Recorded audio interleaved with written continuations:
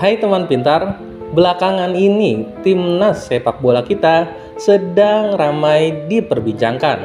Baru-baru ini, timnas Indonesia berhasil mengalahkan timnas Arab Saudi dengan skor 2-0.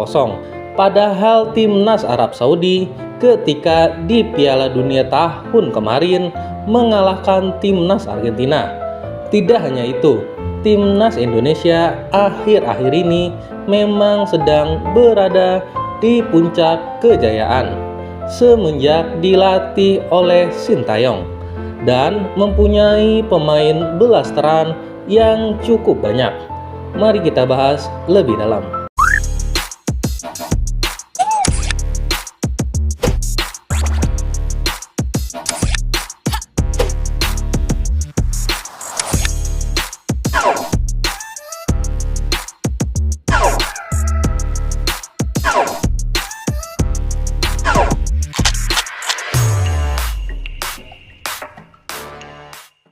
Pernahkah kalian bertanya-tanya mengapa timnas sepak bola kita seringkali diperkuat pemain berdarah campuran atau blasteran? Ini bukan kebetulan semata. Ada beberapa faktor yang menyebabkan fenomena ini. Menurut data saat ini, dari total 27 pemain timnas Indonesia, 14 diantaranya adalah pemain berdarah campuran atau blasteran. Itu artinya lebih dari setengah pemain timnas Indonesia adalah pemain blasteran. Itu belum termaksud pemain berdarah campuran yang sudah di-WNI-kan tetapi belum masuk ke skuad pilihan Sintayong. Pertama, kita harus menengok kembali sejarah kolonialisme di Indonesia. Masa penjajahan membuat orang dari berbagai negara datang dan tinggal di Nusantara. Perkawinan campur pun terjadi, menghasilkan keturunan yang memiliki darah ganda. Generasi-generasi berikutnya mewarisi darah campuran ini. Selain itu, adanya migrasi penduduk juga berperan besar. Banyak orang Indonesia merantau ke luar negeri, menikah, dan memiliki anak. Anak-anak mereka pun memiliki darah campuran.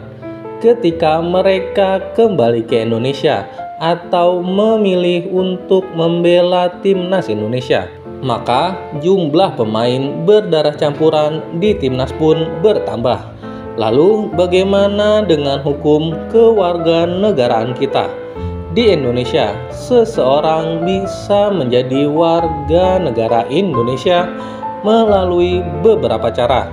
Salah satunya adalah berdasarkan keturunan. Jika salah satu orang tua kita adalah WNI, maka kita berhak menjadi warga negara Indonesia. Ini berarti anak-anak dari Indonesia yang menikah dengan orang asing secara otomatis memiliki kewarganegaraan ganda, yaitu Indonesia dan negara asal orang tuanya. Adanya pemain berdarah campuran di timnas memiliki beberapa keuntungan. Pertama, secara genetik, mereka seringkali memiliki fisik yang lebih kuat dan kemampuan teknis yang baik. Kedua, mereka membawa perspektif yang berbeda dan dapat memperkaya gaya bermain di timnas. Namun, di sisi lain, ada juga tantangan yang harus dihadapi. Salah satunya adalah soal loyalitas.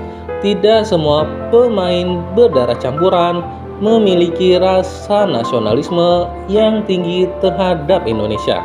Jadi, banyaknya pemain berdarah campuran di timnas Indonesia adalah hasil dari sejarah, migrasi, dan aturan hukum kewarganegaraan kita.